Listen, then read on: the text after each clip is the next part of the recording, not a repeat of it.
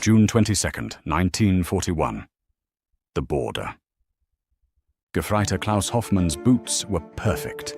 Black leather, German-made, polished to a mirror shine. They'd marched through Poland and France, and now they would march through Russia. Operation Barbarossa began at dawn. As the artillery fell silent, Klaus and 3 million other German soldiers began walking east into the Soviet Union.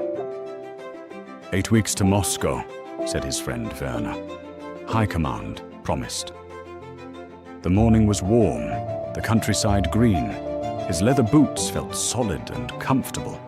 By evening, they'd marched 25 kilometers and captured thousands of prisoners. What Klaus didn't know was that his boots had no insulation whatsoever. And in 4 months, when Russian winter arrived earlier than expected, those fine German boots would become instruments of torture. September 1941, village of Kholmsk. Dmitry Volkov was 17 when his conscription notice arrived. At the processing center, they gave him his equipment. First, wool foot wrappings, then valenki, thick felt boots that looked clumsy and peasant-like. Then the quilted Telegraika jacket and heavy sheepskin coat. Then an Ushanka fur hat. "You look like a bear," laughed his friend Pyotr. "Better a live bear than a dead soldier," said the sergeant. The Germans wear parade uniforms. "We wear what works. When winter comes, your equipment will keep you alive. Theirs will let them freeze." Dmitry touched his valenki reverently. Made in a factory, but the design was ancient, tested across centuries of Russian winters. October 25th, 1941, outside Vyazma. Klaus woke to frost on his blanket. The temperature had plummeted overnight. It was only October. For 2 weeks, cold rain had soaked through everything. His leather boots never dried. His feet had turned white and soft, the skin breaking down. The medic called it trench foot and told him to keep dry. Impossible when marching 20 kilometers daily through mud. Then the rain turned to snow. Klaus's damp boots began to freeze. By evening, they had frozen solid, like iron casts around his feet. That night, he discovered he couldn't remove them. The leather had frozen to his socks to his feet. He and Werner pulled together. Klaus bit down on a strap to keep from screaming. Finally, with a tearing sensation, the boot came free. His sock came with it, and pieces of skin came with the sock. His foot was purple-white, swollen to twice its size. Blood oozed where skin had torn away. "You need evacuation," the medic said. "No transport available," an officer replied. "If he waits, he'll lose both feet." The officer walked away. Half the company had frostbite. They couldn't evacuate everyone. Around Klaus, the entire company was falling apart. The great advance toward Moscow had ground to a halt. November 1941, Soviet defensive position. Private Dmitry Volkov stamped his valenki against frozen earth. Warm, still warm after 4 hours standing guard in below freezing temperatures. "The Germans are slowing," said Sergeant Petrov. "Scouts report massive frostbite casualties. Their leather boots are freezing solid."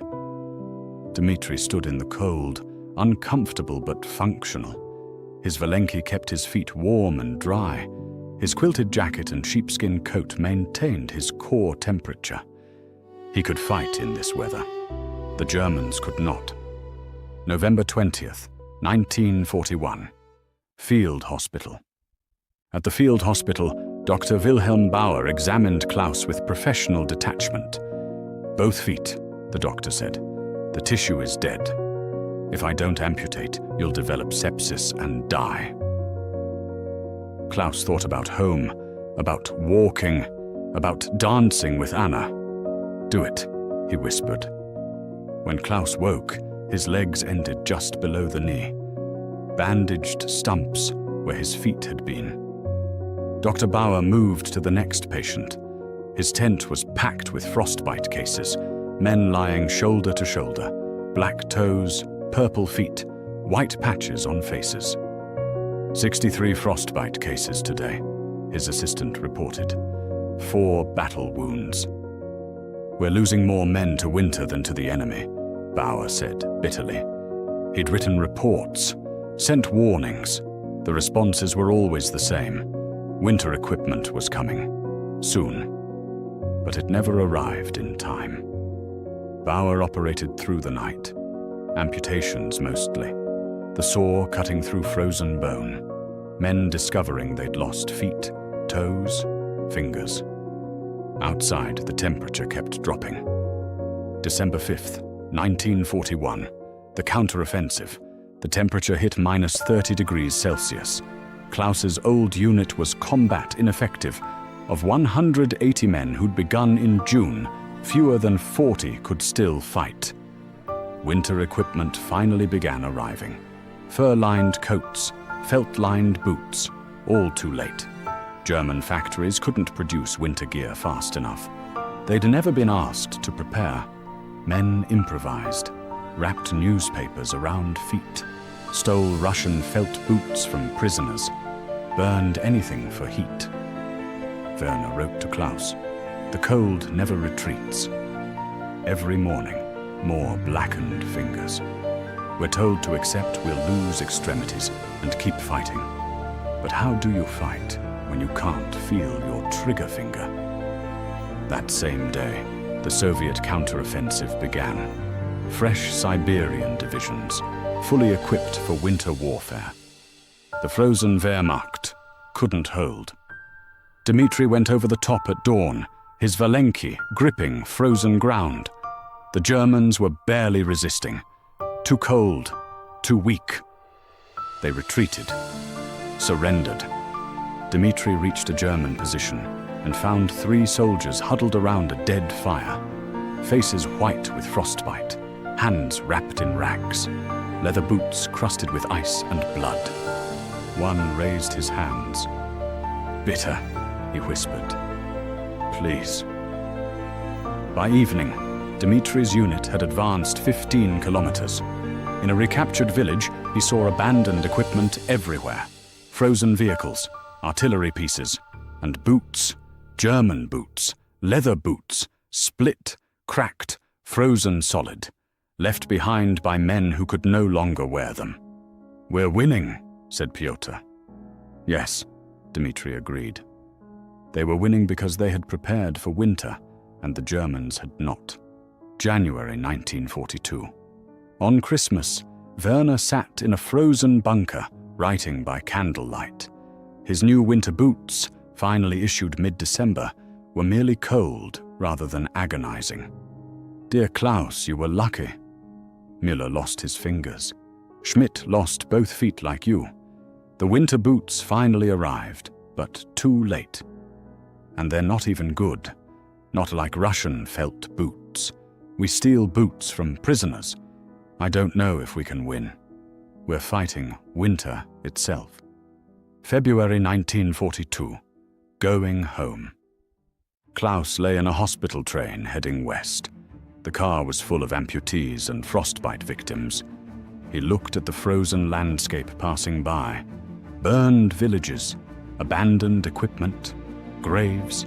He thought about boots, about leather and felt, about small, mundane decisions that shape history.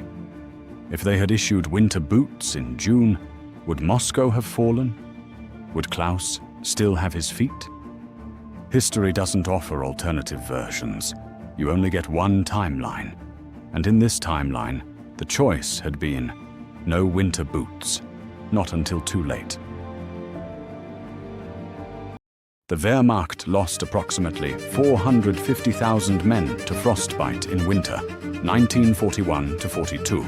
Of these, 100,000 required immediate amputation. Another 230,000 needed extended hospitalization. Soviet cold weather casualties, approximately 15,000 severe cases. The difference? Valenki versus leather boots. Centuries of winter experience versus modern military doctrine, unprepared for extreme cold. The Wehrmacht eventually produced adequate winter equipment, but the damage was done. The army that attacked Stalingrad was smaller, weaker, more cautious. It had learned to fear Russian winter. Klaus Hoffmann lived until 1987. He worked as a bookkeeper, married Anna, had 2 children. When his grandchildren asked about the war, he would say, "Always wear the right boots for the weather." It was a simple lesson. It had cost him his feet and hundreds of thousands of other men their lives.